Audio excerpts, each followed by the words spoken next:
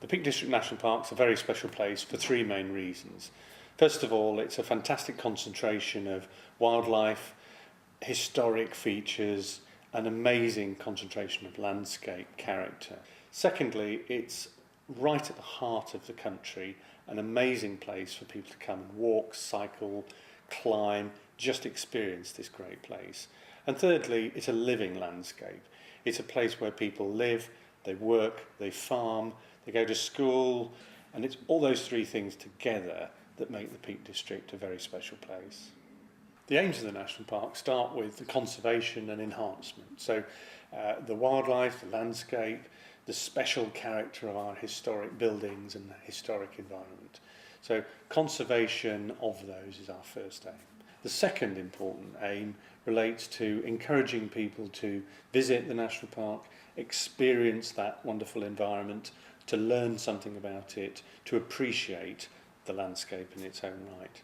And then thirdly, in doing all of that, we want to make sure that the people who live in the National Park, the farmers, young people growing up, people who just live in our communities, are not disadvantaged by the National Park, but their lives are enhanced by being in the National Park, by a thriving, sustainable economy, and we want to make sure that they are a part of the National Park experience. So it's bringing those three things together at the basis of our work.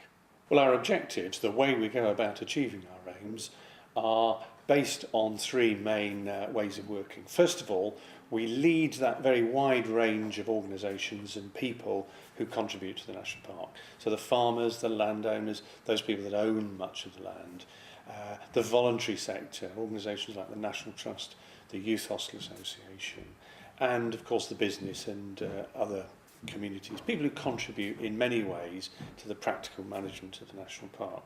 Secondly, we have a certain number of statutory powers ourselves, such as our planning powers or the powers that relate to the management of access land. So we do have a formal role in making decisions about land use, the built environment and so on. And then thirdly, we have a very wide range of people, from education officers to rangers to outreach staff, people who work with communities in and outside of the National Park to ensure that people have a really good understanding of what it is they're visiting, how to visit the National Park safely, and ideally how to make a contribution, perhaps through volunteering or through buying local products or some other way. Now, the practical way in which the authority is managed is divided into two. Firstly, for those really big, significant decisions, how we spend our money, what our big strategic and policy issues are, those really important decisions, those are made by the members of the National Park Authority. We have 30 members here, and they're appointed by in three different ways. They're appointed by the Secretary of State to represent the national interest. Some of them are appointed by the 11 local councils, so they're elected councillors who sit on the authority. And then thirdly, we have a group of members who are appointed by the community itself through parish councils. So that three groups of members come together to make the 30 members who make those big strategic decisions. The very detailed work that goes on in 100 different workstations, the rangers, the planning officers, the education officers, the archaeologists, the ecologists, all of that work that's done by the staff of the organisation is managed by the executive of the organisation.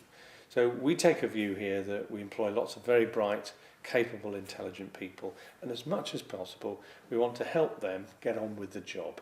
Well, the starting point for the management of the National Park is the National Park Management Plan, and that's the document that sets out what we and the entire community in the National Park believe are the important things, from the conservation, management of visitors, all the way through to the economic and social needs of the people who live here. So every year we sit down and we look at all the data and the evidence. What's actually happening in the Peak District? What do we know about the biodiversity? How many listed buildings are at risk? What's happened to the economy this year? How many affordable homes have been built?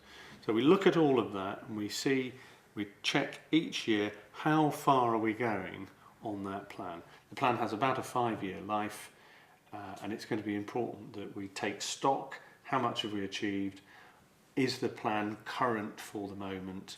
And at that point, we will be revising and then launching a new plan that then sets out the direction for the next 5 years.